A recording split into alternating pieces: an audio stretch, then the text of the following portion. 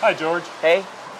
I wanted to talk to you today about your work with the Civil Rights Defense Committee, or the Bill of Rights Defense Committee, and specifically about efforts to pass civil liberties resolutions across this country, because that's been a core piece of your work in the last few years. It is. It's the essential part of the work, and it actually is important that local municipalities, local towns and counties stand up in definitely against federal authorities that are asking them, the local municipality, to do their job.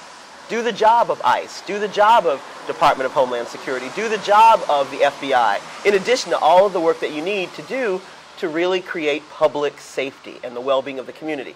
So through the local ordinances, it gives the cities the opportunity to really take an offensive action, to say we refuse to share information across outside of our jurisdictions. We're going to do nothing but what we're charged to do as local law enforcement, and then the state or the federal government has to challenge that. In doing that, in taking that stand, it makes it very clear that racial profiling is not tolerated. Right. Attacks on people who may be South Asian or Muslim because of their religion or their culture, attacks on migrant workers who are here to support their families because of their documentation status, the continued assault on black and brown folks who live in low-income neighborhoods with the so-called war on drugs. It's been going on since I was in high school, and I'm, way not in high school now. Right. And I've seen that police chiefs across the country have agreed that they don't think their local forces should enforce federal law. Exactly. And so that's one of the things I've been working on here. And in fact, as part of we're hiring a new police chief here in Asheville. That's one of the questions that is going to be very paramount to me, is where that person stands on that particular issue. Yes. As well as, more broadly, the immigration issue here in Western North Carolina has exploded for farmers who can't get sufficient workers now because of their fear, particularly down in Henderson County, where the sheriff has been central to ICE efforts here in Western North Carolina. Apples rotted on the trees this year because there weren't workers because they were afraid to come to Henderson County. And that fear is not just in Western North Carolina. That's happening in communities all across the country, especially where there are migrant workers. And I use the word migrant and not immigrants because these are, for the most part, people who seasonally come, do work, send money home, go back home.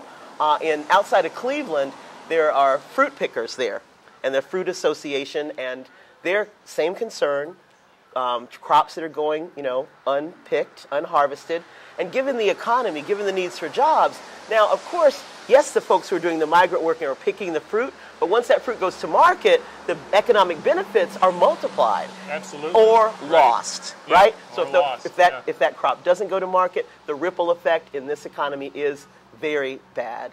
I'm really glad that you're going to be asking your chief about that, because given also the economic demands on cities, no town can afford for their police force to take on their own responsibilities and those of the federal authorities. It's just not realistic. I want to go back a second for the one around immigration, because one thing that it makes sense to do when it comes to local law enforcement, and certainly the police chief, is to give them the backing to stand up against the state and federal authorities. Right. Because that police chief, that law enforcement officer might say, ideologically, I'm with you. Right. Spiritually, I'm with you. But if the federal government tells me X, Y, Z, what can I do? What can I do? Well, if you've got, a groundswell of communities, especially across the diverse communities, you've got, immigrant folks, you've got peace and justice lovers, you've got people of faith, you've got African American folks and Latino folks all saying we won't have this, then the police chief has something to have. Right. So that's one of the things you've got to make clear to your new staff, is that we will back you. We've got that, and we've got to build that. Another element that I'm concerned about connected to our local police is the increasing militarization of local police forces.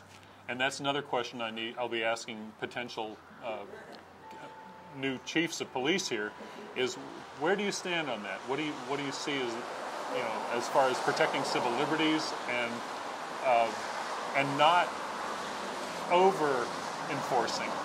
We see places where doors are kicked down and people are killed in mistaken identities and so forth. Yes. And it's because there's this whole tone of overreaction, of excessive military force. I think it's going to be interesting how you frame that question, really, Cecil. But when it comes to the militarization of the police, you're going to first have to finesse a way to find out where he is, how he perceives that, or even defines it. Right. Because to some folks, they may perceive that that is part of the scope of their responsibility, part of protect and serve. Now, certainly you and I don't see that as part of protecting and serving, because that kind of militarization, especially on the heels of the National Defense Authorization Act, which just as we speak passed yesterday. It passed, it could be signed, unless the president vetoes that. You, I, anyone can be detained by the military indefinitely.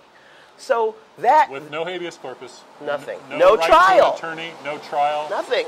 No evidence. Basically throw you in prison and throw away the key. Basically it means we will experience what younger people never heard of, but we know in our generation that happened, when we were in college, certainly when I was in college, where people disappeared. Remember, like in El Salvador and whatnot? Yeah. You just, I go to the grocery store, I get jacked up, and somebody's like, "Where's George?" She was at the store. Weeks pass, months pass. Right. This is America. Right. We have a constitution, and there are limits to that constitution and privileges. We have to make sure we're looking at the rights, the privileges, the limits. And you might want to ask your prospective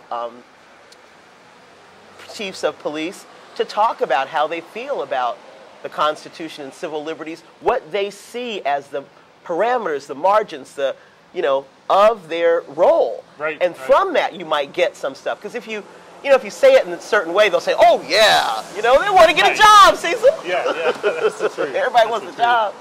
If people want to connect with your work at the Bill of Rights Defense Committee, is there a place on the web they can go? BORDC.org.